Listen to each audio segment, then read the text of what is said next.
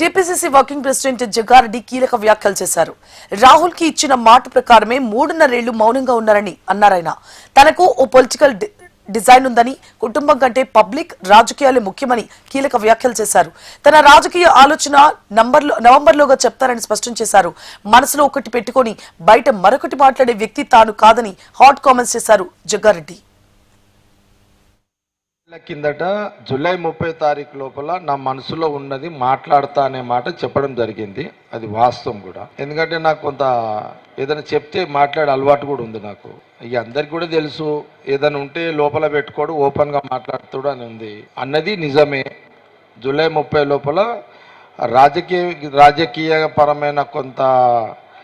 రాజకీయపరమైన కొన్ని మనసులో ఉన్న మాటలు జూలై 30 లోపల మాట్లాడతా అనే మాట చెప్పింది వాస్తవమే, అది నిజమే. అయితే ఇక్కడ సమస్య ఏంటంటే గత 3.5 సంవత్సరాల క్రితము 3.5 years అయింది.